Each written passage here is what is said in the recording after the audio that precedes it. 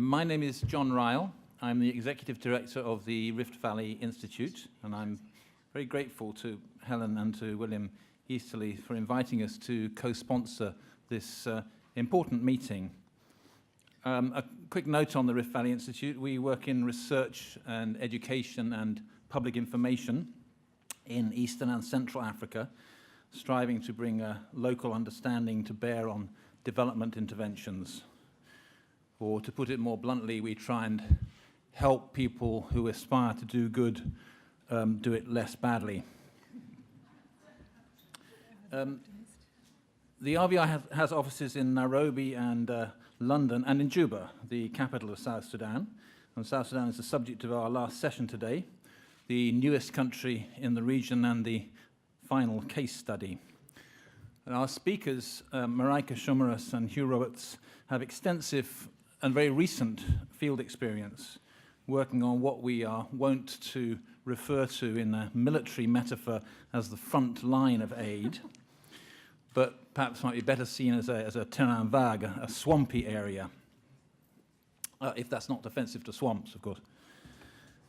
Mareike is a research fellow at the LSE in London and has worked in South Sudan for the past 10 years. She's written a lot about the LRA, about the political economy of South Sudan, and very detailed local stuff, which is very important in a country which doesn't yet really quite exist. Hugh has worked for the UN in South Sudan and in Afghanistan, another of the hyena countries, if we're to accept Stefan Durkin's taxonomy. So he's been in the belly of the beast. I mean the UN, of course, not South Sudan. The session will follow the pattern of the previous three sessions. Mareike will speak for half an hour, then Hugh, and then there'll be 15 minutes for questions. We're running about 15 minutes late. Mareike.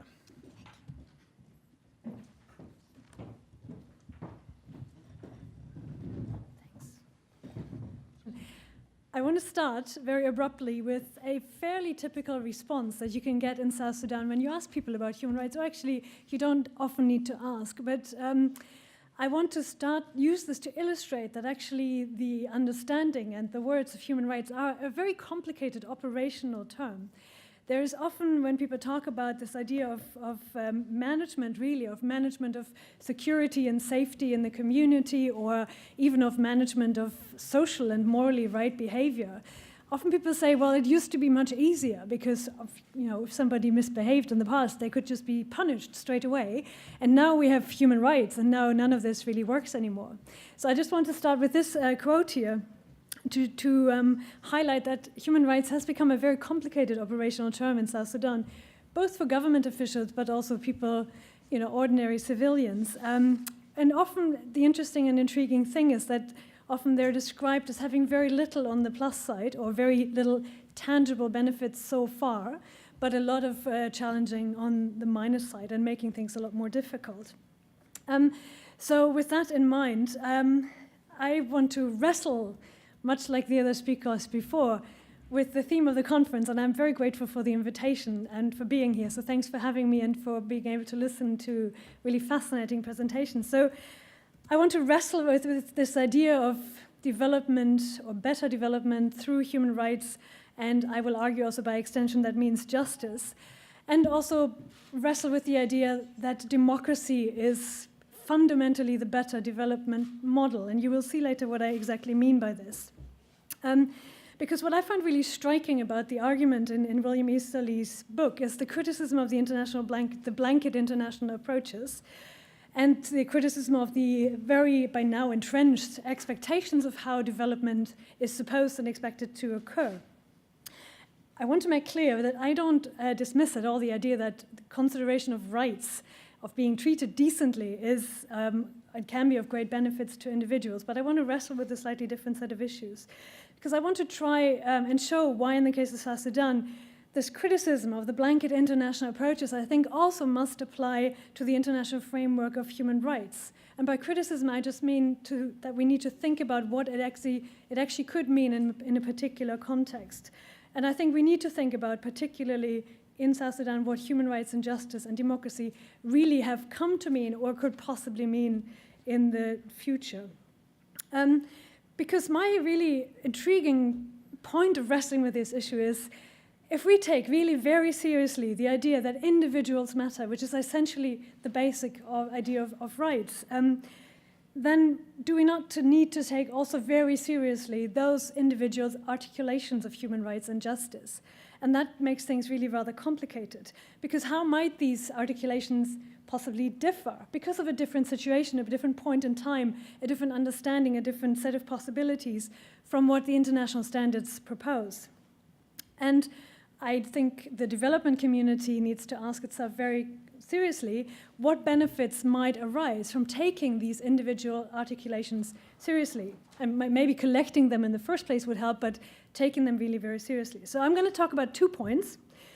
My first point is that in the case of South Sudan, there's an intriguing twist on William Easterly's argument, which kind of, and I simplify, opposes the idea of technocratic approaches and the better approach of democracy and sort of spontaneous solutions. And I would propose that in the case of South Sudan, technocracy and democracy are really not that far apart. And I will explain why I think that is the case.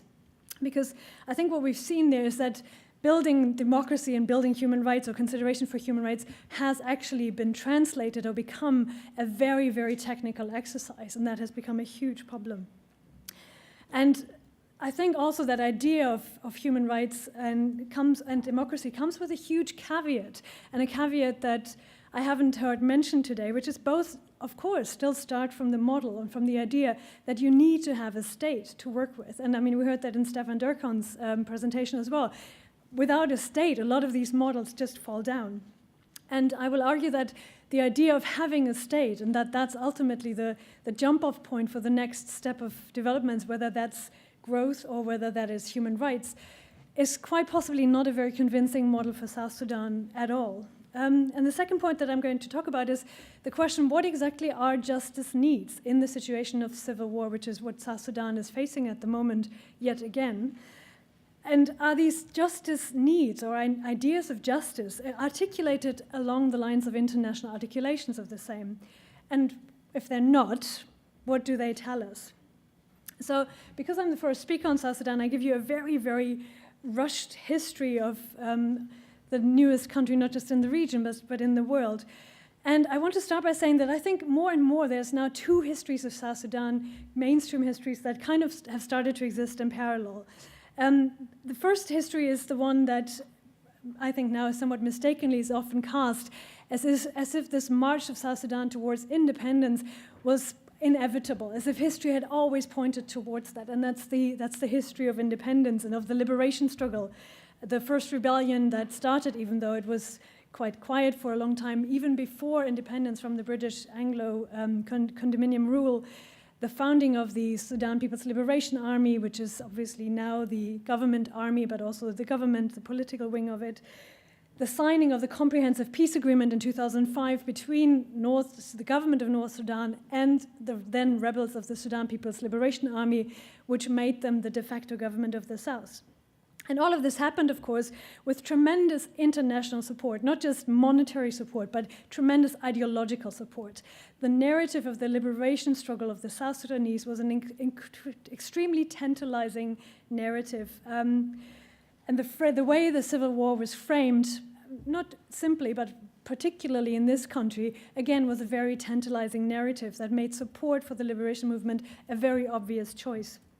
And because attached to this, and you can see it reflected in some of the rhetoric of the SPLA, was the dream of liberation and of democratization and actually of honoring human rights. And this was then reflected in the Comprehensive Peace Agreement, again, with support from the international community and sometimes maybe even with quite a push to put it in the paper from the international community in some of the most obvious manifestations of democracy, which is elections and a referendum on the independence of South Sudan, which actually really wasn't that. It was called the referendum on self-determination, but it very quickly just became the referendum on independence. All of this, the elections in 2010 and then the referendum, led to finally what the South Sudanese very affectionately call the birth of the baby nation in 2011. And this birth of the baby nation at the time was framed incredibly enthusiastically as an achievement from the donor community. This was the good option. And it's important to say that with everything that I'm now about to outline, it's important to remember that no doubt the independence from North Sudan realizes the dream of many South Sudanese. But then, of course, we get to the second parallel history, which starts in December 2013, which is when South Sudan's first civil war broke out. And this started as a political crisis that had built since the elections and even before. And this very quickly turned divisive and violent and protracted, led by two parties, one the government with the president, and one by the former dismissed vice president, who is now the leader of the opposition and the rebellion. And when the crisis broke out, there was a very quickly emerging analysis that broadly focused on on this being personal failure of the leaders, of the president and the former vice president, the two gentlemen you see here. The second part of the analysis very quickly became part of the accepted lingo, was that South Sudan was heading towards becoming a failed state, or was already a failed state. And the third one was very famous image that this was just an irreconcilable ethnic conflict between two ethnic groups, and essentially what that suggests is that this is just what South Sudan is stuck with. There's just nothing you can do about it. And I just think it's important to note that, of course, none of these accurately or even broadly capture much more dense and complicated systematic problems. But I think these two histories in parallel, still the very prominent one about the liberation struggle and the one about the civil war, and basically this is just what South Sudan is stuck with, they also show, I think, what can be termed, or what I've termed for this presentation, the betrayal of South Sudan.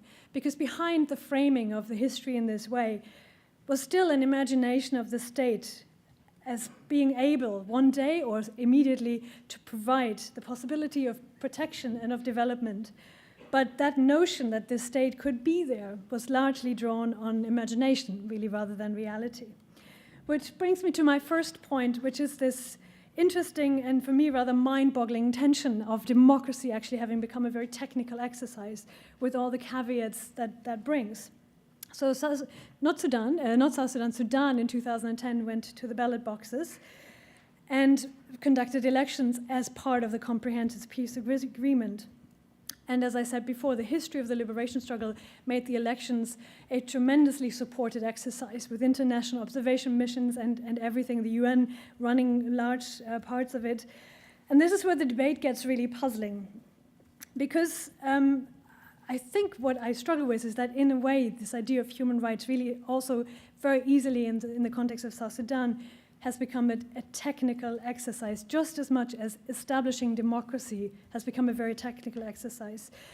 Elections were an obvious stepping stone that kind of everyone understands that democracies need elections. But what happened in this particular case was, leave aside actual capacity of the state to run these elections, there was plenty of support to do that.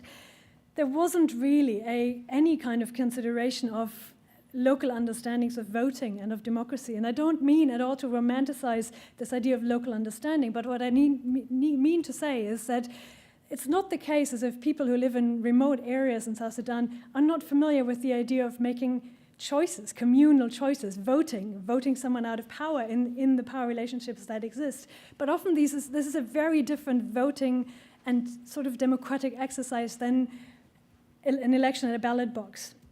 And of course, there were really hardly any considerations of power dynamics or what the elections would actually do in the long term if they, which was very widely expected and it came about, confirmed the existing power setups. And I need to do a full disclosure here. I'm about to criticize the international observation missions, and I'm not being smarty pants here. I was working on one of them, so I'm just as guilty of this as everyone else. But I think what was overlooked really was that for a lot of South Sudanese, the elections were a very confusing and often really quite frightening experience, because all of a sudden it was expected that everyone would go and show their support. And this was happening amongst a tremendously unclear and pressured environment, which involved soldiers standing with guns in the ballot box and pointing to people what they should vote and so on. It involved being all of a sudden an individual in a country where individualism is a very confusing concept. So actually for a lot of people, just the fact that their name was on a list which was with the government and you had to go and identify yourself, that's a frightening experience, particularly if you're not really sure what comes of this. And of course the outcome of the elections that people have learned very quickly was that really what it was, it became an exercise in entrenching structures that were firmly established during war times. So Sorry, this is a bit big. I just want to give you a very, hand-picked quotes, but they're, again, quite typical of how people experience these elections. And I don't think anybody would credibly argue now that these elections really were free and fair, even though the criticism, as I said at the time, was very subdued due to the fact that really most of the international community was just really concerned about getting to the referendum and making sure that the referendum would go by smoothly. But apart from some of the technical problems, which is that this was very, very complicated. People had to fill out 12 different ballots, 12 positions they needed to vote for. People who are largely illiterate, and it was incredibly difficult for anyone. And of course, in the lead up to the elections, it was very clear that there wasn't going to be any political contestation or any debate of any sort. And not just that, it was very, very clearly, violently, threateningly suppressed that there could be anything like a political debate, which led to the withdrawal of the opposition. And so I don't need to go into detail with this.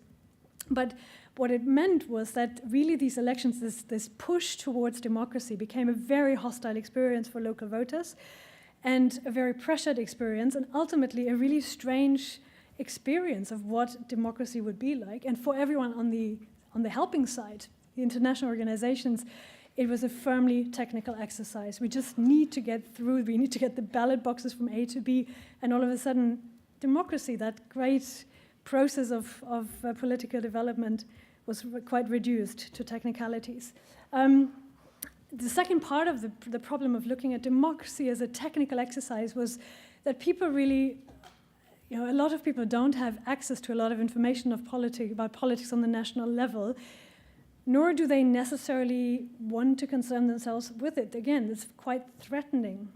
And all of a sudden, this is now a quote about the referendum on self-determination and ultimately independence of South Sudan, where it was entirely unclear to many, many voters that I spoke to what actually the choices really meant. If you ask somebody what these choices stand for, it was extremely confusing. A lot of people didn't dare to say anything about the possibility of remaining united with Sudan, because it was made very, very clear that this was not a topic that was to be talked about. But again, for a lot of people, the experience of voting on the future of their country, of South Sudan, was something like this, that they had to show up, they had to show a face, and somebody told them what to do.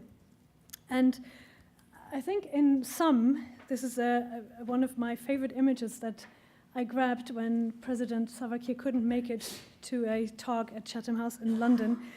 But I think in sum, what we learned from this is that the elections and then the referendum as sort of supposed milestone towards establishing a democracy really marked the start of a very, very problematic cycle, which donors have now feeling very much the backlash of. Because at the time, of course, the government won overwhelmingly and was legitimized, rightly so, through elections that international observation missions said were largely okay. But now, of course, since the start of the civil war, this has become a government with which donors struggle to engage, and some donors have decided to withdraw altogether. And it's important to keep in mind that variations of the most current accusations against the government, or by extension against former members of the government, could have been leveled in some form or another during the elections, but international bodies chose not to pursue these. So what I mean when I say it's a problem when democracy becomes a technical exercise was that there was an assumption that the sequencing of elections before any kind of genuine political contestation or ability of citizens to participate meaningfully in this exercise in the development of a democracy would somehow enable those processes to happen later. Whether they are the right model for South Sudan at this point in time, I'm not sure about, and there's maybe a different debate. But again, I want to make the point again that underpinning all of this is the idea that from these processes, a state will emerge that then becomes a protector, or at least a state that can be held accountable for human rights abuses. And I think that's the fundamental flaw and the fundamental challenge in trying to think about approaches to this. So the second point I want to make is about ideas of justice. Now, with the start of the civil war in December 2013, the the international, but also the debate within South Sudan from organizations that are able to speak out about this, the debate about justice is very much focused on the question of individual criminal justice. Now that, of course, follows an international trend. It also follows a lot of the analyses that I mentioned earlier, that very quickly the civil war was framed as personal failures of individuals. But I wondered whether this actually reflects justice needs. I always kind of struggle with, because if somebody would ask me what is my justice need, I wouldn't really have an answer to this. But maybe a better way of looking at this is, does this reflect the articulations of justice by people affected by the crisis, or by South Sudanese living under these conditions? And the interesting thing about the justice debate and this idea of individual accountability is that it hasn't just galvanized around the recent events, which are now heading into their second year, but it also has come to the foreground again debates about atrocities and injustices committed in the past. And the terminology used in this is very, very familiar. It's about accountability and justice and truth and reconciliation and so on. Or if we want to use the rights language, it's about the rights of victims and ending the culture of impunity amongst those in power and so on. But I feel about this debate much the same way like I feel about the wrestling with democracy and technocracy in South Sudan. I think there might be need for different ways of thinking about these ideas, and particularly in this context. And so I'm going to present you some hunches, some patterns, some data, and that I want to preface with a really wonderful way of introducing data, which is, if you like numbers, you'll hate this, and if you hate numbers, you'll hate this too. Because just after the crisis broke out, my colleague and I, Anouk Victorink and myself, conducted a very, very ad hoc survey in Juba. And you have to, I give you a huge caveat. This was in January 2014. This was really, the crisis was 2 weeks old. Everyone was absolutely terrified. It was almost impossible to work. Juba was really quite empty, like very empty. And we managed to do an N257, 257, but quite a high number of questions in the surveys were refused or missing or unknown. It was extremely difficult for the enumerators to convince people to answer questions. And we had a very, very limited sampling strategy, which is, we thought, well, who is even in a possibility or might feel empowered to say anything, even in an anonymous survey, which was self-administered. So we only went to journalists, academics, and South Sudanese NGO workers. So I really want to make sure that you have this caveat. This is not to prove a point, but it gives an indication of maybe things that we need to think about. So in this survey, we asked people how they interpreted the causes of the crisis and about possible solutions. And this comes with the second caveat that, of course, in a self-administered survey, you already then predict a lot of the language that people are going to use. But nonetheless, there were some interesting things that I think are useful to think about. So by far, the most common answer when people were asked about identifying the causes of the crisis is that this is the behavior of individuals. So what we did was we broke down this category of people who thought it was the behavior of individuals that caused the crisis to find a way to operationalize the respondents' perceptions of justice and of individual accountability. And two categories emerged from this. One was that people thought it was a question of individual behavior and a failure of essentially institutions, in this particular case, the justice system. So that was sort of one category of people that emerged. And the second category of people was that people thought it was individual behavior, and it was ordinary people's living conditions and opportunities.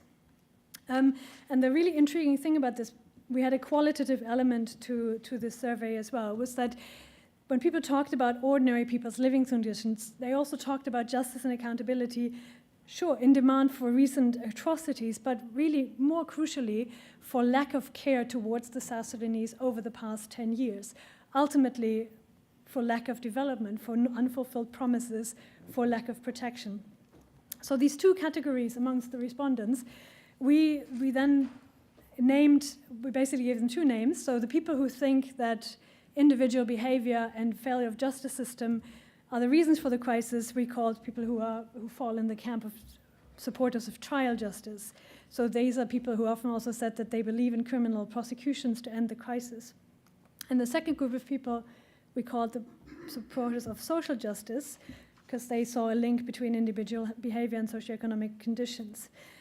Now, obviously it could theoretically be possible that individuals could hold both concepts of justice simultaneously, that they would be proponents of trial justice and proponents of social justice. But very interestingly enough, there was really very little overlap.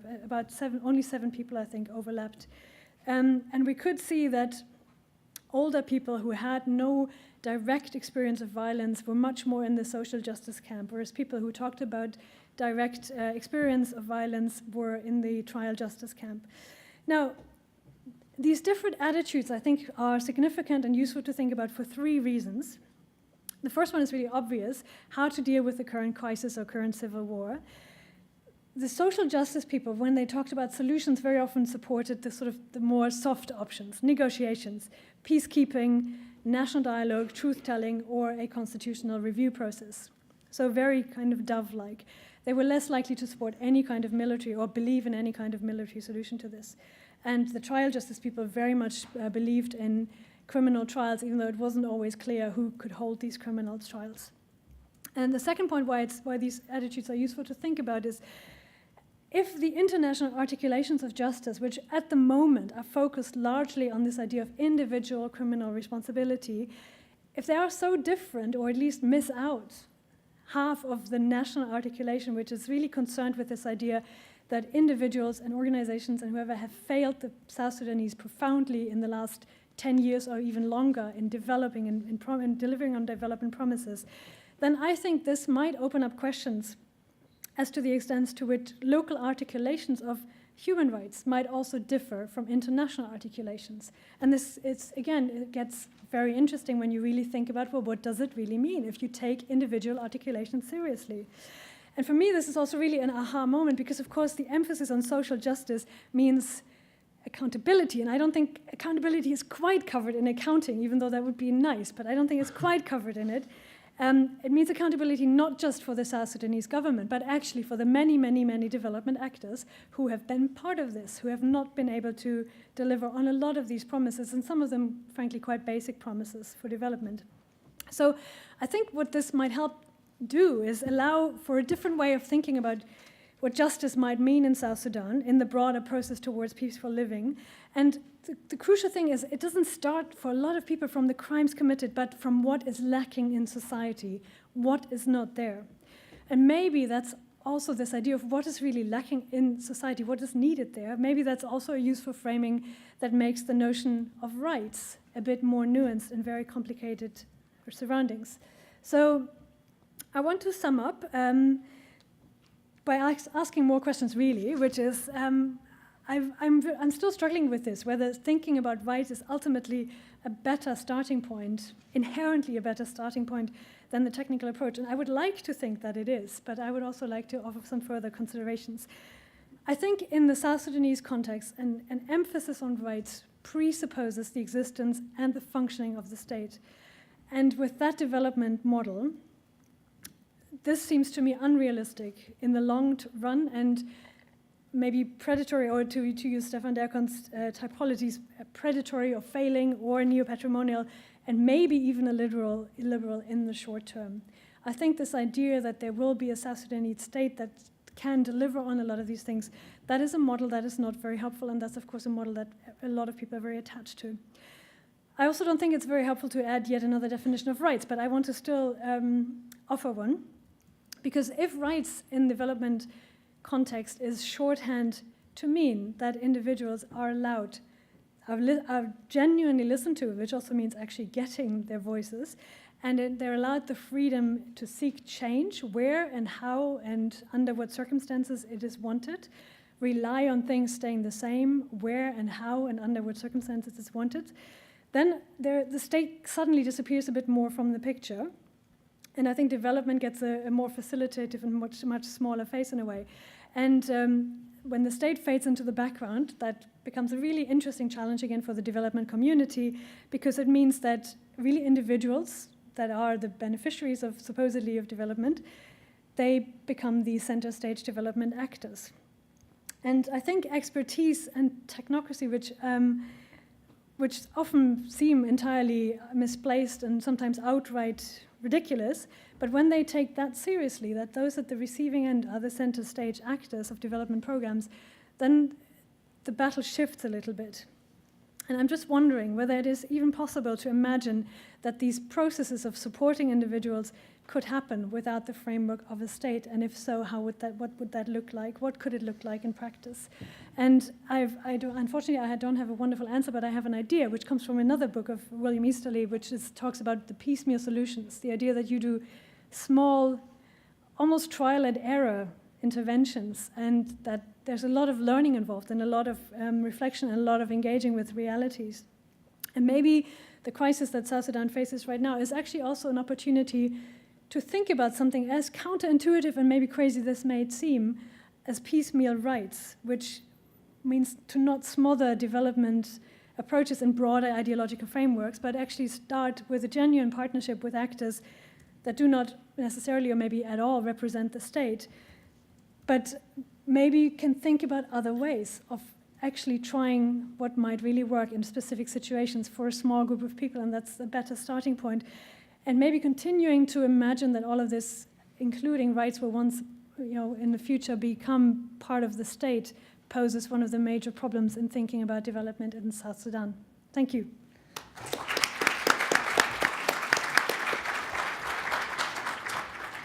Thank you very much, Mareike. Shukran jazilan.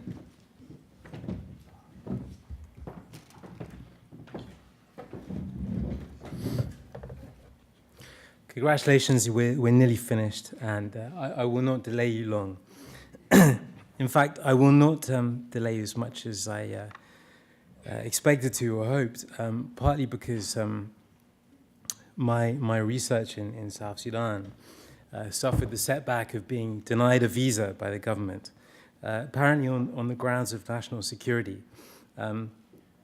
Luckily, we took this issue to the top of government, and they eventually welcomed me in very warmly. So there were kind of, it's a trivial example, but there were kind of two possible South Sudans at work in that process. And I can't begin to approach this erudition. That was a fantastic talk. But what I thought I might do is make some extra remarks about South Sudan, and then begin to explore the question of why the development orthodoxy undermines freedom. What we've heard today is, on the face of it, quite strange. Development institutions are the official exporters of Western modernity. Freedom is often thought of as the essence, the touchstone of that modernity. The fact that development institutions have, on the whole, been working against freedom, therefore requires a serious amount of explanation. And that explanation, in turn, may take us further than we expected to go at the outset. This is a big topic, but I will just try and begin to sketch an answer. South Sudan is a tragedy even by the standards of the 20th century. You could ask whether Britain did more harm by partitioning India or not partitioning Sudan. I won't try and sketch a brief history, but as you know, it became independent some 4 years ago amid jubilation. But since December 2013, the government has been essentially divided. The government holds all the major towns, but on the other hand, the last decade has shown how difficult counterinsurgency is. There was not the major offensive that was expected in recent months. The rainy season is about to begin. That means there'll be less fighting, though the government does now have some amphibious capability. Peace negotiations are stalled. Moreover, the structure of mediation is unpromising. The mediators are, on the whole, parties to the conflict.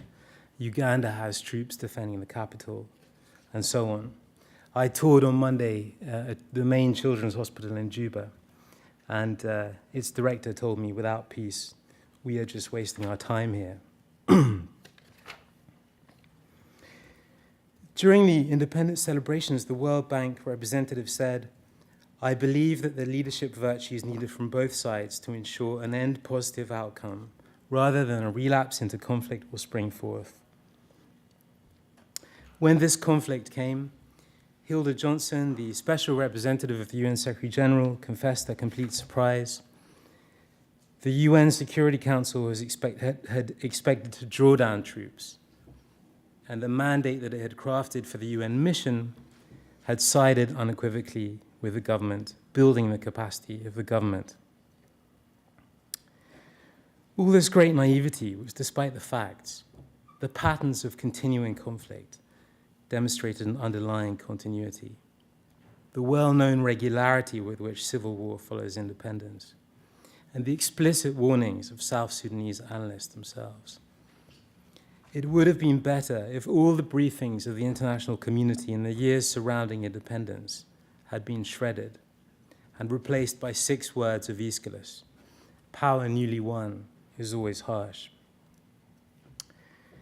But the response was not altogether lacking.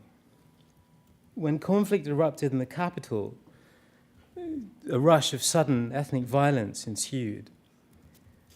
In the morning after this, women and children fleeing for their life, some wounded, began to gather outside the gates of the UN compound in the morning, and soon numbered in the thousands.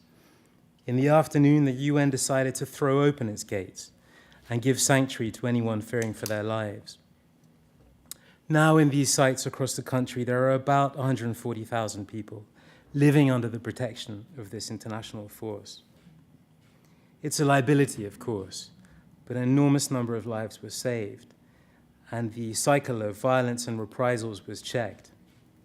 A senior UN official told me that he thought this action had saved more lives than any other UN action since 1945.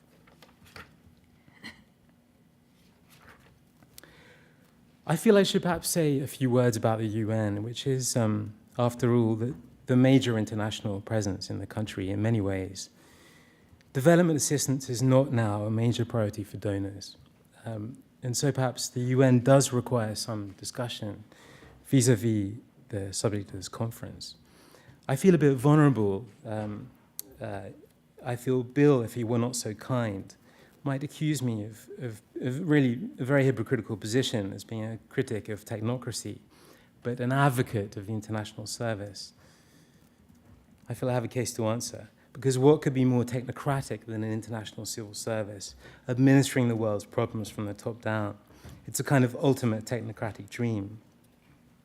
But although leading scholars of the UN refer to the international civil service, no such thing exists.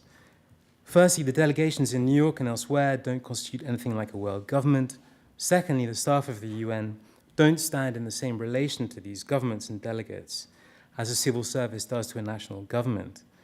The instructions these governments give are contradictory and ambiguous. UN staff are accountable to governments through the Secretary General, but they have volition. They can appeal to value, to the Universal Declaration of Human Rights. They are therefore not neutral, but impartial, a difference which is little understood. The UN is something sui generis. And the great asset of the UN official is not any putative expertise, but legitimacy, arising from the universal membership of the organization and its universal values. Of course, there is a hotbed of technocratic thinking in the UN.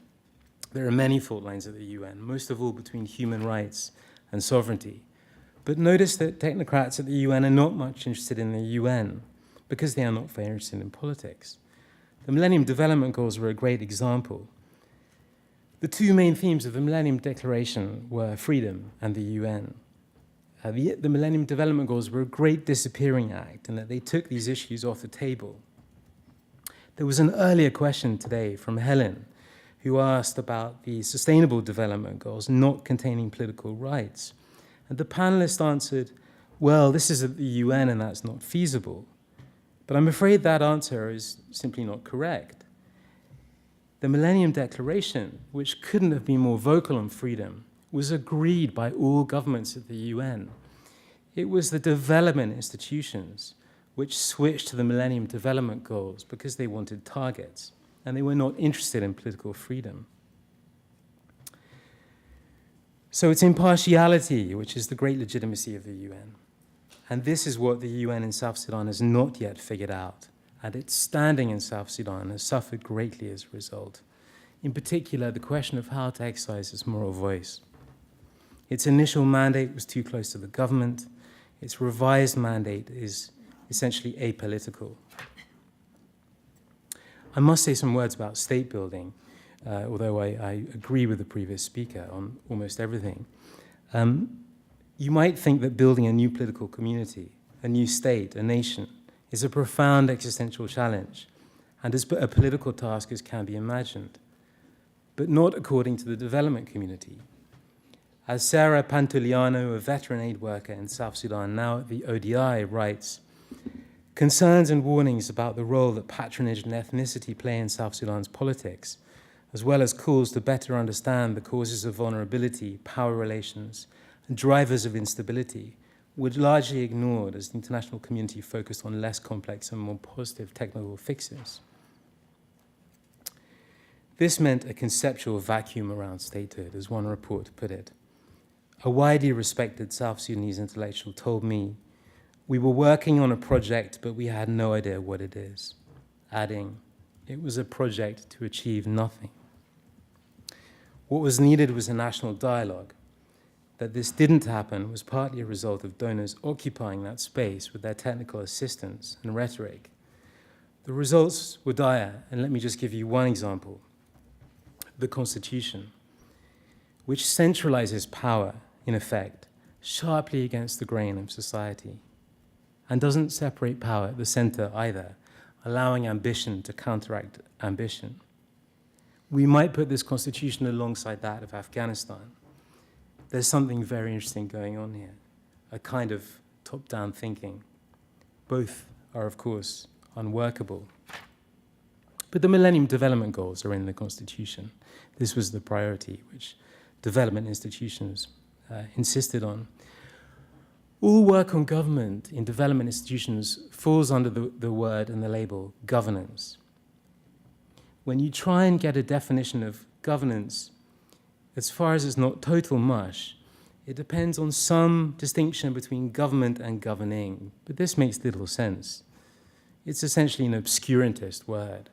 For example, when the great historian of government, S.E. Feiner, published his magisterial survey of government throughout the world in, I think, 1,500 pages, he had no use for it.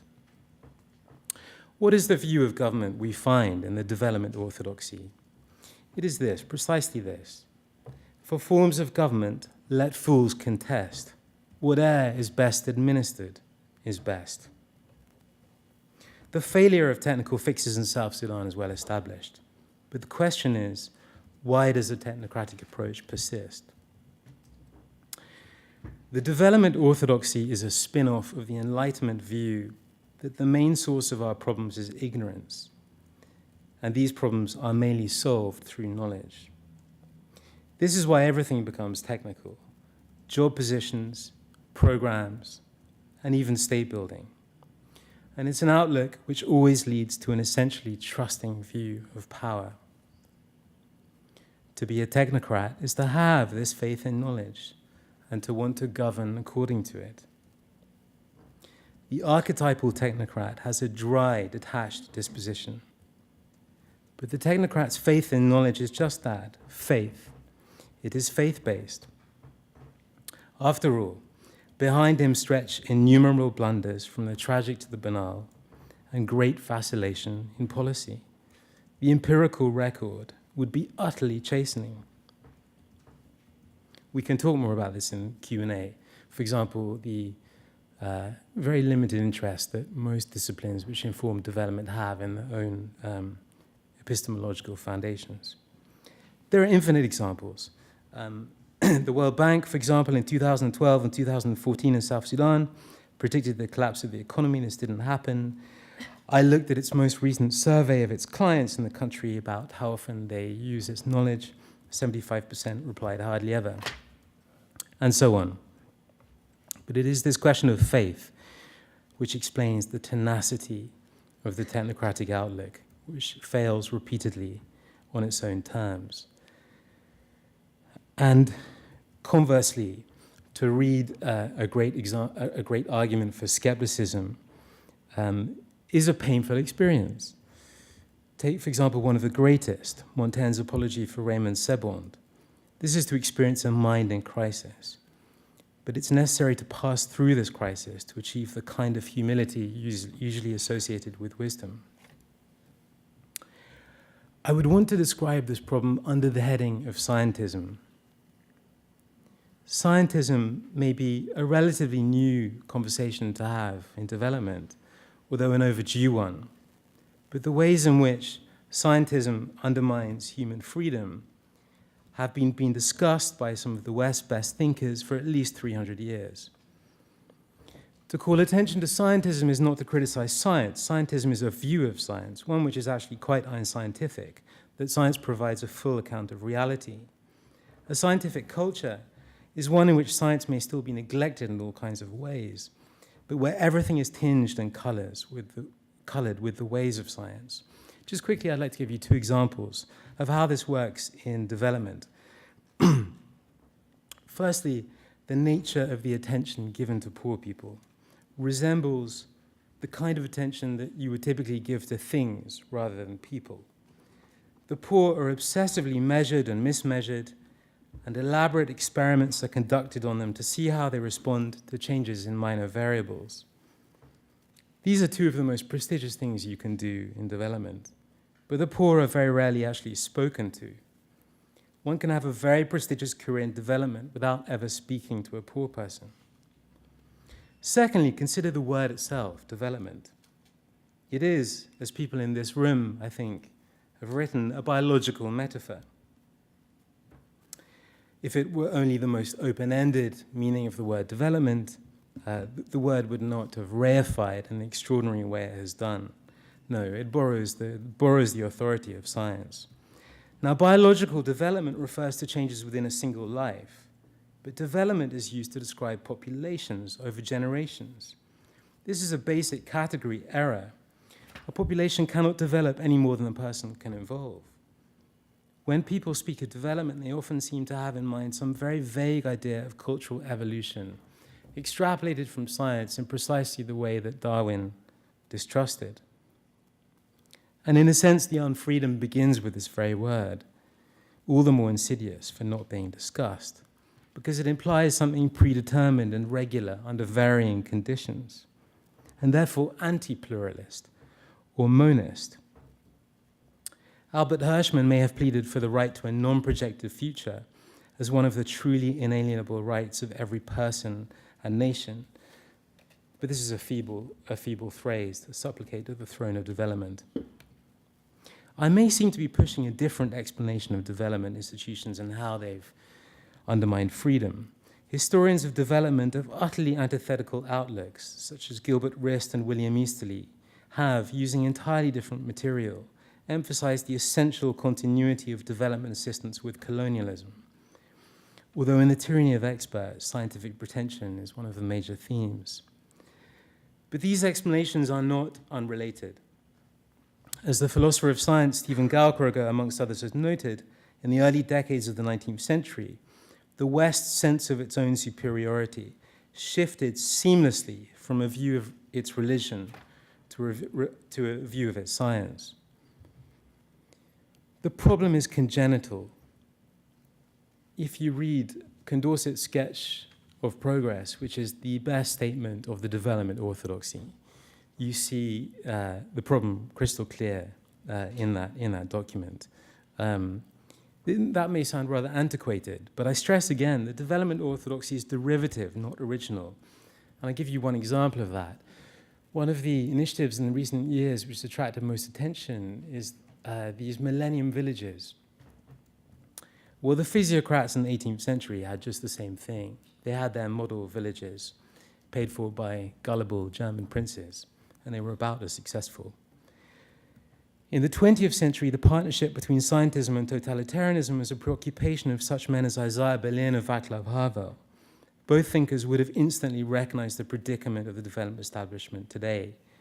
If your knowledge is infallible, or if you are a practitioner awaiting forms of certain knowledge from the white-coated experts at the poverty lab, valid any time, anywhere, there is little need for the opinion of the man on the street or at the ballot box.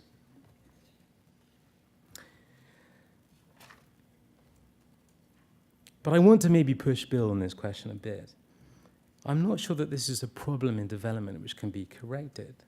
I think perhaps it is the project itself. Without this faith and knowledge, there is no such thing as the development practitioner. William James wrote a famous essay on a certain blindness in human affairs. It could also be titled, How Not to be a Development Practitioner. He passes a village of very ramshackle buildings in the mountains of North Carolina. He describes with his famous psychological acuity all the instincts that might lead one to become a development practitioner. But to cut a long story short, he concludes, hands off, neither the whole of truth nor the whole of good is related to any single observer. Now, if knowledge is provisional, tentative, infallible, always subject to a new experience or argument, then what we need is not a profession, but a public sphere.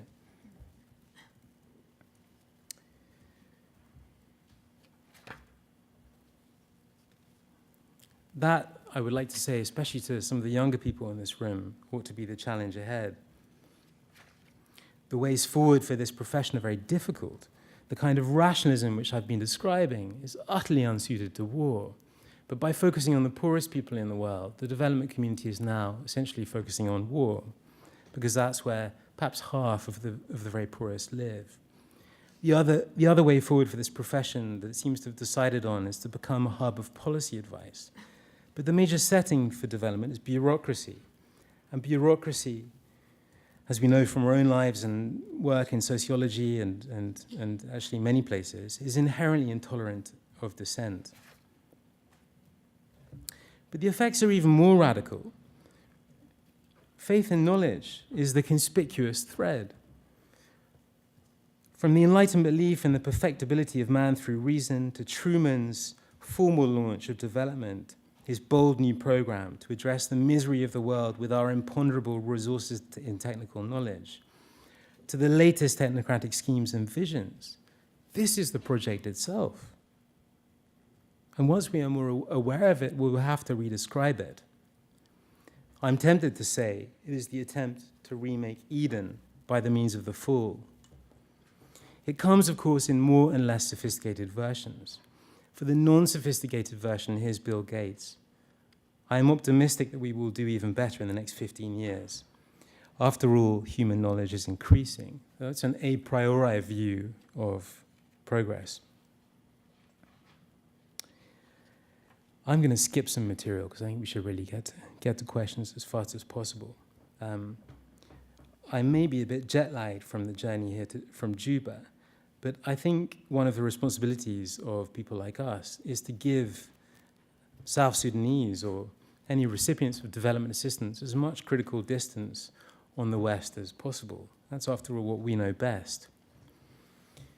The links between Christianity and progress are very well established in intellectual history, and therefore between Christianity and development. And I would not be surprised. And development and progress is therefore a rather recent idea in terms of cumulative linear progress. I would not be surprised if in a century or two mankind was enthralled to precisely the opposite secular myth, that of a lost golden age, as it has been many times before.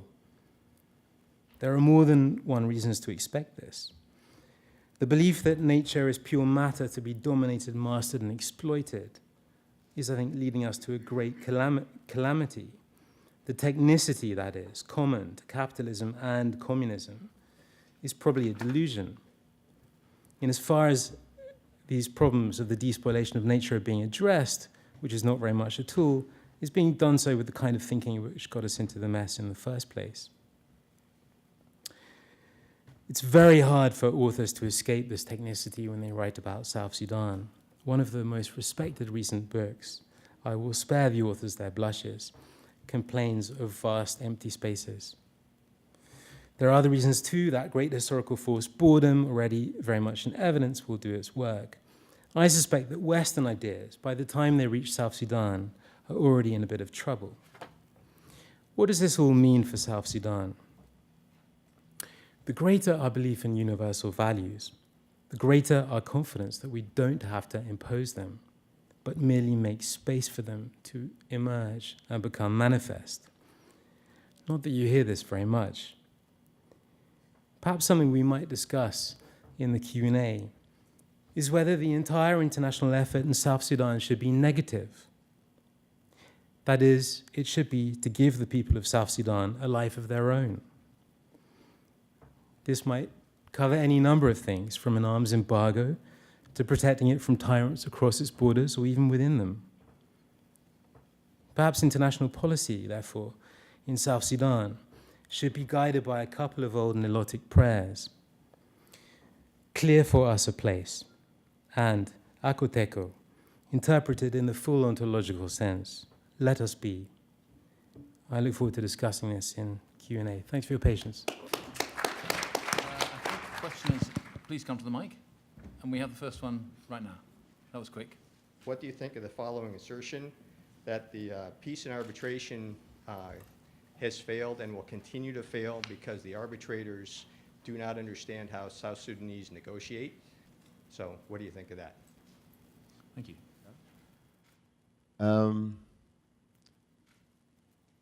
Listening to both of you, there seems to me a tacit assumption that what is international is what comes from the West. The scholars you have quoted, the last speaker, are all either European or Northerners. And they're trying to help us understand development. And then you quickly speak about universal knowledge.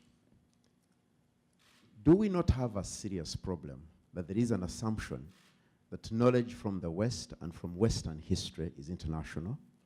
Have we asked ourselves philosophies about justice of the African person? I haven't had any of us speak about it.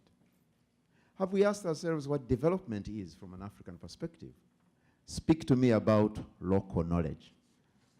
Can we debunk this idea that there is international knowledge, international community, therefore determines the way in which things should go? Local knowledge. Give us some sense of local knowledge in South Sudan. Secondly, the conspiracy. International conspiracy to kill the local. Can you please give us a little bit about the conspiracy to kill South Sudan? In other words, the project that was not really for the South Sudanese people, but for another other than the South Sudanese. Thank you. Yes, one more, please. Are we not here engaging in, and I'm not trying to be rude, in verbal gymnastics? We're talking about development. Shouldn't we be discussing freedom, where people are free to have a meal 3 times a day, to access medical facilities? Is freedom how many cell phones a country has? Thank you. Thank you. No, please. Mareike, are you ready to tackle either freedom to eat or local knowledge? I will try. The first question, sorry, I just want to clarify. I didn't at all suggest a disconnect between individual responsibility and social justice. On the contrary, I gave 2 different ways. One was individual responsibility, failure of institutions, and one was individual responsibilities and social justice. The second question on the failure of the peace negotiations and the arbitration, I do think that there is a point to this. I also think that there is a much broader, more profound point about peace negotiations and arbitration, which I think that they are probably not the right way to get to peace. And I think that is the most important consideration when it comes to these peace negotiations, that actually maybe that's just one process, which is a very, very remote process for many South Sudanese. They have really nothing to do with this at all. Maybe there needs to be thinking about other processes as well. Before I ask Hugh to answer, we are running well over time, so I'm only going to allow one more question. That's you, sir. And I think you're the only person who hasn't, not yet. I think you're the only person who hasn't had a question. So we'll just have one more after this. Just on the point about the nation state, the point is very well taken. I'm sure you know Basil Davison's book, The Black Man's Burden, the Curse of Africa and the Curse of the Nation State. I mostly talk about Western thinkers because although one of the great stories of our time is the extraordinary rise of these emerging powers, they have utterly slavishly imitated the West. Not the good things sometimes, but if a country like China, essentially, a civilization like China, essentially turns its back on its own history. I mean, what's the chance of South Sudan interrogating its own intellectual history for workable economic and political ideas? But the point that I really wanted to stress is that there are different traditions in the West, and they turn, maybe above all, on this question of knowledge. They turn on epistemology. There's Montaigne and there's William James, giants who have not influenced development at all. And with their kind of modesty, you're suddenly open to many different cultures because you don't have all the answers. But it's been all Descartes and no Montaigne in the West. And this alternative tradition, I want to suggest to you, inherently and congenitally undermines freedom. And you heard this this morning from the person who is not the chief economist of DFID, saying that what they're doing is essentially trying to make every other country like Sweden. That's anti-pluralist, it's monist. And I must say, Isaiah Berlin wrote a lot about the abiding affinity of monism with tyranny. So there are different traditions in the West, and I would hope to expose some of these countries to, what I think are some of the less naive and more open-minded traditions, which allow countries to examine their own traditions and appropriate what they want from wherever. Thank you. Sir. My question, because South Sudan is the mother root of, the ancient kingdoms, and Ethiopia is the kingdom of Cush, Nubia, and Sheba. And because of that, could it be that the powers that be want to divide Sudan up where where they do not want peace in there because of the resources? The resources that Sudan have, South Sudan by itself can easily operate as a nation state. But that nation state comes from a rich kingdom nation. Is it that the power to be do not want peace in it, and the people themselves is not actually going against them, against one another, but is being helped with puppeteers outside of it. And the reason why I can say that there, or would say that there, is because I'm one of the family descendants from that kingdom, and also from the mother root from there. They have stories where they wanted to take the water dams and destroy it, and to destroy the great history that is in South Sudan. So I don't really believe that the South Sudan and the Sudan people want to fight one another, but I think that it's being orchestrated outside because of the resource grabbing. Can you all elaborate on that there?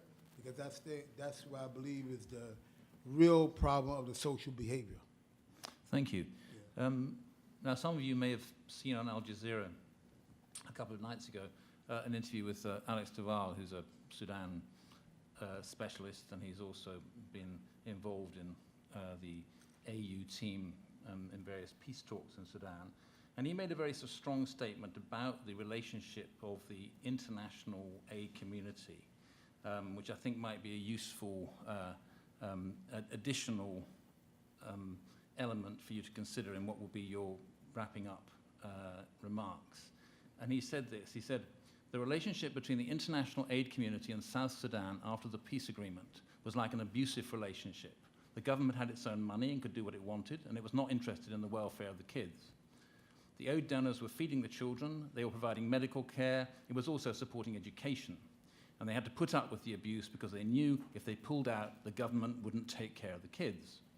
The United States government and the advocates were so determined that South Sudan would be a success that the option of failure was never seriously considered.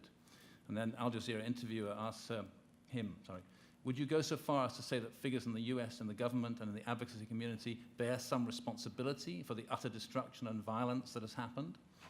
And Duval says, I think when the advocates for South Sudan, both inside the government and outside the government, reflect on the role they've played over the last 20 years, they need to ask themselves some very, very searching questions about their own responsibilities for enabling the South Sudanese political military elite to construct such a profoundly corrupt and abusive system of government. It's really quite shocking. So I'm going to ask you just to sum up on this question of the relations between South Sudan and the international community. For me, the image of the puppeteers is not a helpful one, because the puppeteer plays with an inanimate object carved out of wood by himself. I think that's a very strange and incredibly patronizing image to use.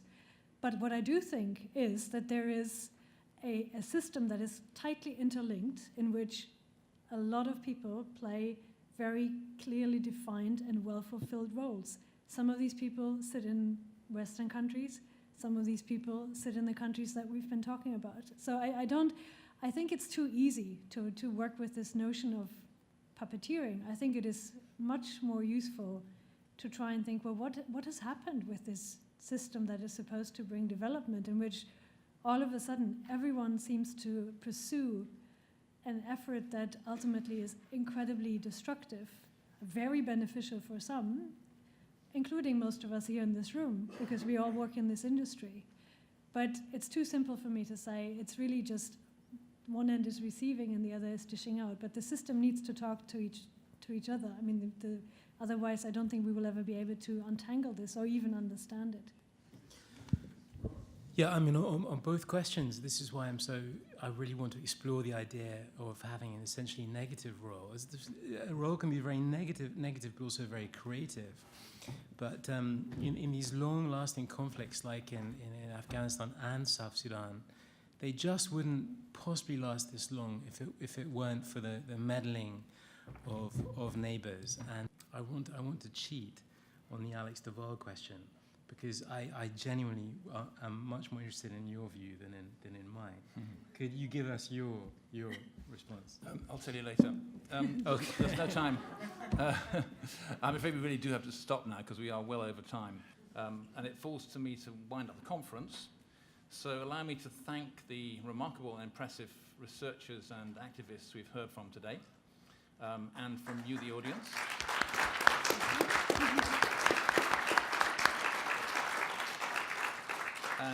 And thank you for your questions. And thanks very much to Helen Epstein, of course, and Bill Easterly, who made this happen, and to the chair of the first session, Jan Jarko. And on behalf of them and on behalf of all of us, may I also thank the Development Research Institute here at NYU for hosting the meeting, and the Templeton Foundation for its financial support, and Bard College, where Helen and myself both teach. Finally, most important of all, no one should ever underestimate the human management requirements of organizing one of these events and making them happen. It's said that organizing academics is like herding cats. It's actually more like juggling cats, in this case transnationally. It takes remarkable skills, so I think special thanks to Marina Kostyachenko and her team. So let's hear it for them.